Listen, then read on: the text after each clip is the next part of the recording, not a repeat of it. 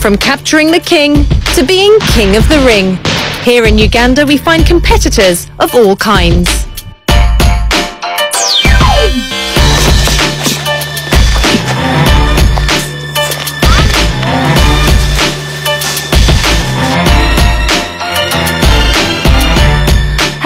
Welcome to CNN Inside Africa from Uganda, a sports-mad country that won its first Olympic gold medal in more than 40 years when Stephen Kiprotich crossed the finish line in the marathon at the London 2012 Olympics. But it's not just about running. We're here in Kampala to meet some other sporty Ugandans who are also going the distance. In a country of more than 34 million people, it's easy to get lost in the shuffle. Yet here in the big city of Kampala, where sports like football and cricket are popular, one sport reigns as king. Uganda has a rich boxing history, producing champions like John the Beast Mugabe and Ayub Kalule. In little pockets of this city, boxing is big. Here in the village of Lubia, southwest Kampala, against the backdrop of this city, is the Kopap Boxing Club, where the love of the sport starts at a very early age.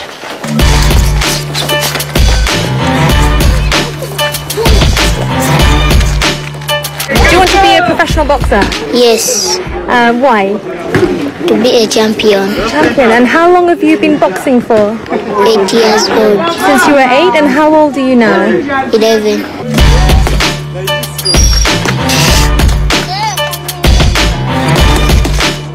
Why do you think boxing in Uganda is so popular? So popular? Yeah. It's so popular because many guys in Uganda here love boxing. In boxing, you can come up in boxing and pick a good fame. But then also, do you think it teaches you or the guys discipline, control? Yeah. You know, a discipline, mentally you have to be disciplined in boxing. If you are not disciplined, you can't make it. Do you think that by boxing you have a better life? Of course.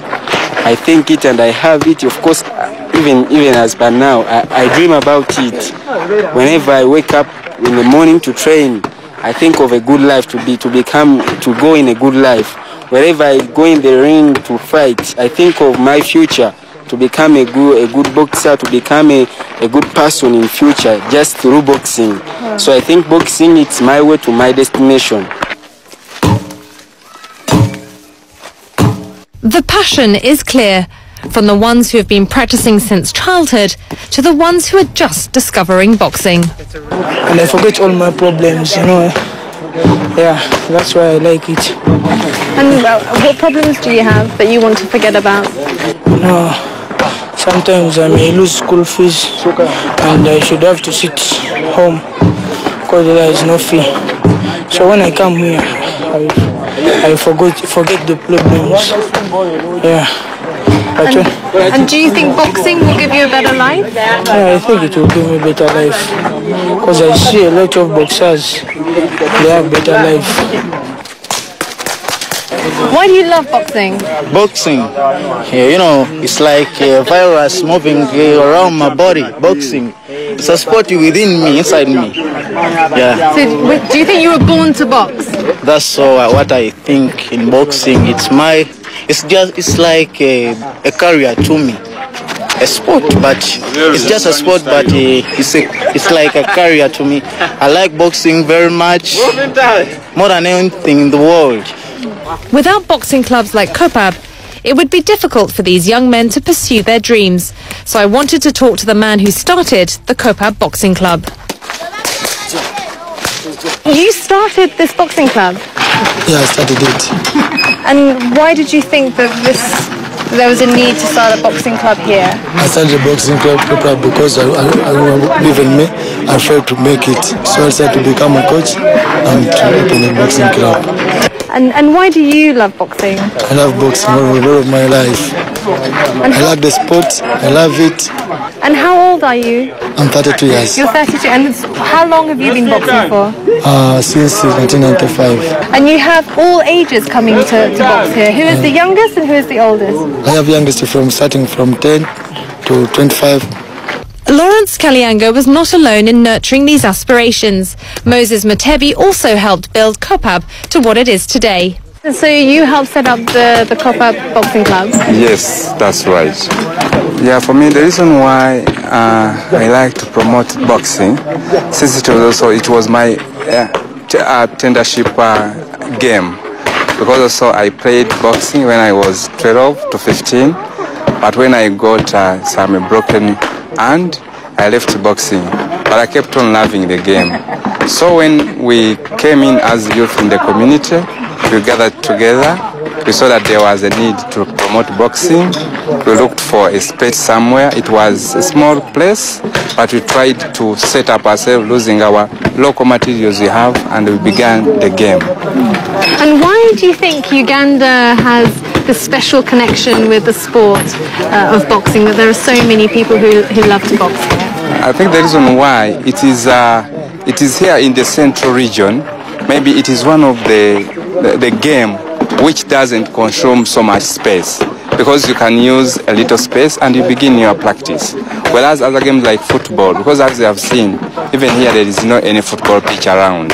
But whereas boxing, you can be in a small place and you begin training from there. And also boxing is an inspirational sport as well. Yeah, it is an inspiration sport. In so doing, because now we are seeing people like Mike Tyson, because those are people who are inspiring. Maybe because of the development of technology, that's why people even are getting the chance even to see other people aspiring into that sport. From young to old, boxers of all ages take to the ring daily in Kampala. Next, I'll talk to a special boxer known for his quick hands and fancy footwork and the ability to throw punches in the dark. Welcome back to CNN Inside Africa from Kampala in Uganda, where this week we're all about sport and the difference it can make. I'm here in the Naguru district to meet a boxer that's climbed back into the ring against all odds. Bashir Ramathan is a well-known figure in his neighbourhood of Naguru, a district in Kampala that has produced many talented boxers. He's hailed for his boxing skills, but more so for his ability to persevere under difficult circumstances. Ramathan is a boxer who cannot see. He is completely blind. So Bashir, when did you start learning to box? I started boxing when I'm still young, before I become blind. How did you lose your sight? What happened? It was headache pain, you know. Then I lost my vision suddenly, after a certain period. Then they examined, they said the nerves are paralyzed. So they say maybe if you go out, but in Uganda here we have no facilities for that. Bashir's blindness came unexpectedly 18 years ago. When it happened, he was still just a teen, and his family abandoned him. His only assistance came from neighbourhood orphans, who would make him meals from time to time. He soon found comfort and strength in the middle of the ring. Why did you want to start boxing? I liked it because when I was normal, my parents didn't like me to play boxing. They said it's not a good game. So when I became blind again, I started it afresh.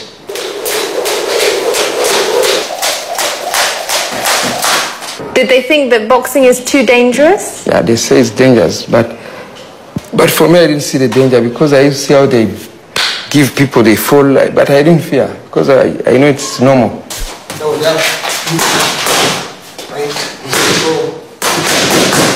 Bashir's coach Hassan Khalil knew Bashir before his blindness. Bashir, I can say I know him for long. It's coming to 30-something years. 30-something years? Yeah. What, so then did you know him as a small child? Yeah. Because he's calling me, I'm his uncle. Yeah. And so then did you coach him when he started learning how to box? No, he came, he knows boxing. Right, double right, 4, 1, 2, 3, 4. Do the other blind people here in Naguru and Kampala see you as an inspiration? In Naguru we have no blinds. They are not there. But there In Kampala they are there, but they don't like boxing. They fear. Because if I meet with them when we're in these games of ours here, they say, wow, you play boxing, man. I fear boxing. Then I say, where? Have a They go. start crying. Oh, you want to kill us, you see? I say, no, I'll train you. It's not something bad, but if you have no heart here, you'll fear. Because the way you are not seeing and they're hitting you. Jab, then uppercut, straight. Jab, then uppercut, okay. Then hook. Jab. And now you want to raise awareness to form your own blind boxing league. Yeah, I like to tell them more so that they know that there is blind boxing in the world. Others, they don't, if they become blind, they know that it's the end, you know? But if you tell them, at least they can say, is it? Because you see all these boxers, they don't know what will happen. Maybe you'll become blind. As me, I didn't know that it will happen to me, see? It's abrupt what? Sickness. Then I became like, but I can't say that, now everything is over. No. At least I used to participate all games, but again, boxing is better for me than all. Jab, jab. One of the first people to push for awareness of blind boxing was Coach Hassan. He was a good footballer. Then when he became a blind, he just chose to come as a boxer. He just started boxing when he's blind because it's easy for the blind boxer. But football is hard for him to play football or soccer. Because with blind football, you can actually have bells in the ball. Yeah, there is no bell. But there are no bells on the wrists when you box? Yeah. Double jab. Double right. Double right. And what did you think when he asked you, I'm blind, but I want to box again? I like it because I want him to make a history, because so far in the world there's no blind boxer. I heard there's a blind last time he boxed somebody from Tanzania. He's also a blind boxer. But I wanted to make a history for him so that he will be as a hero. He said that there's a blind boxer box from Uganda, Do you think that this gives other blind children, adults, hope that they can do something other than just live a life in the dark? He has friends who are blind. Sometimes they meet with other blinds. They like also to come and box. But they were discouraged because of no one is looking after them. But I'm ready as a coach. I ask them to come and join him. Okay, box. Bashir is a source of hope for those around him. His dream is to make it to the Paralympics one day, to compete on an international stage. From the sweet science to the sport of kings. Coming up after the break, we're staying in Kampala and heading to Katwe to visit the Queen.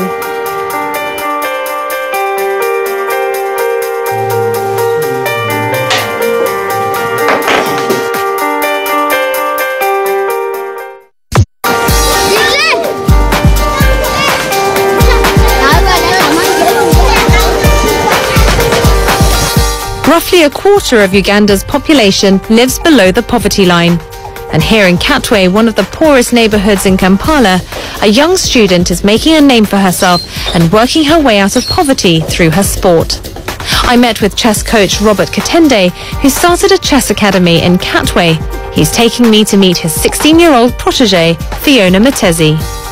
So then Katwe is one of the poorest slums here in Uganda, in Kampala. Yeah, actually, it's the biggest slum in Kampala and one of the poorest. Really, it is even heavily populated, has a lot of people. And these are most of them actually, I say maybe 90% are all desperate. Otherwise, if they had a choice, they wouldn't be here. And why did you choose this particular slum to start the chess academy? It was an assignment. Sports Outreach assigned me here as a sports minister. And we were actually 14 ministers and they deployed 4 in each slum. So we're operating in 4 slums. And personally, I was assigned to Katwe. So that's where I have been doing all the programs since 2002. Wow, and then since then, has the awareness of the sport grown and there are more children who want to play? Yeah, definitely, there are more. Actually, when Fiona even came in, even the girls now started really taking great interest, because by the time she joined, there were only 2 girls, and she made the 3rd girl. But right now, the program has so many girls because she has actually inspired, and the boys as well, because they want also to be like her. Right, and would you say that there are parallels with the strategy of chess with dealing with living in slums like this in Uganda? Oh yeah, of course there is, because here in the slums life is quite hard, very challenging. In fact, on a daily basis, the children, or even the adults, they have to figure out on what to do on that day, how to survive. And so is the chessboard, because when you sit on the board, you have always to figure out the best move possible. And you have all these kind of challenges, tricks posed on to you. So you devise the solutions. And there's a big correlation with the lifestyle here and the game and the principles of the chess game. Can you give me an example? For instance, I can take an example like there's a lot of peer pressure here, because most of the youth are like getting involved in so many acts which are really illegal and wrong. Take drugs, take kidnapping, and sometimes still ask for money. Some others even kill people. But this is where you find children do things because other peers are doing them. And now I can just come to the chessboard and I tell them, okay, you make this move, because they have known how to play. And the move I'm actually suggesting may not be the right move. And it is fatal in a way. And there's a child who say, Coach, that's not good. I say, you make that good, I think it's good. I say, no, Coach, it's not good. Then we continue. But at the end of the day, I will just now use that as a teaching point. I say, how come, your coach, I told you to play this move and you refused. He said, Coach, that move was wrong. I said, okay, how many times do we do things before we reason and think on our own to know whether something is right or not? So you see how you bring in the concept from the game itself, and then you try to impart it in a lifestyle. So there are quite so many things we can always really try to teach. Think before you do. What are the consequences before you do something? As you make a move, what will be the outcome? So you try to get that from the board and try to integrate it into the lifestyle of that child. So here is the Chess Academy house, where we are now operating from. We came here actually last year by the help of Sports Outreach, renting us this place. And when the children start learning how to play, what are their reactions to it? I mean, is it easy to grasp? Yeah, I would say it was not so easy as such, but I tried to make it very easy for them by trying to include in our local language. Like, for instance, I could call the knight a dog, because they are more familiar with dogs than horses. Right. So they could understand the dog better than anything else. So here they are already at the program. Already playing. You can get in. This is the Chess Academy. I have 63 children on average who come on a daily basis. And does it get very competitive? Yeah, and actually we can't even fit in here sometimes, so we have to leave some of them outside, but this is the only space we have. And where is Fiona? She's here. She's been playing with Richard. Hi. Hi, nice to meet you. Nice to meet you. Precious. I do, but I haven't played in a very long time. Sure, why not? Why not? As I sit down to play Fiona, I know her story has not been an easy one. She was born and raised here in Katwe, where an education for females is hard to come by, let alone the chance to play chess, a game traditionally seen in Uganda as a male pursuit.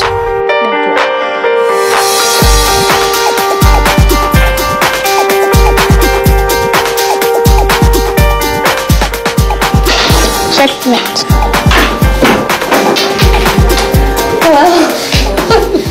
So Fiona, how has chess changed your life? What was it like before you even started playing? Before I started playing, my life was so bad because I was living a poor life, whereby I could not get any food from anywhere. We could manage to get some food, but not every day.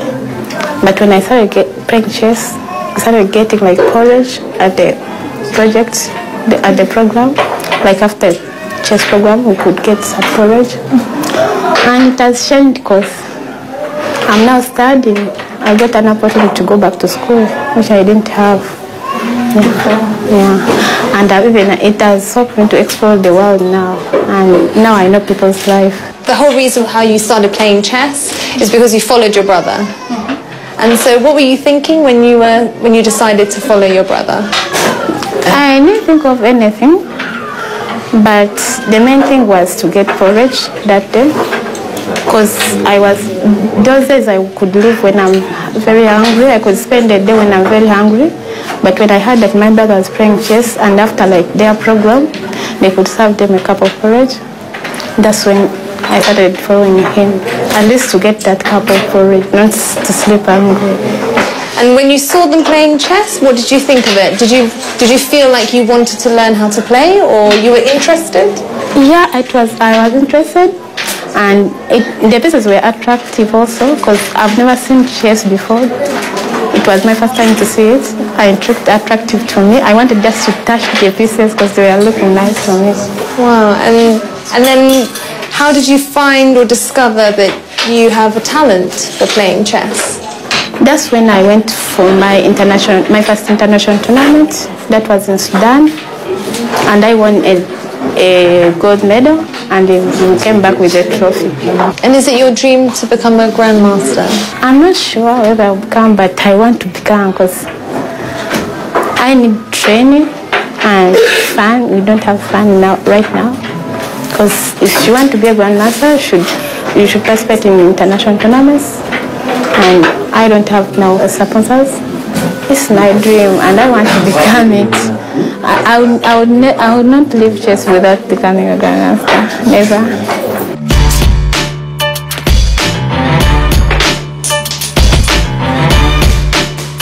From taking and throwing punches as a blind man to a young girl overcoming the circumstances of her environment, there are fierce warriors all over Uganda, proving they have what it takes to compete with the very best.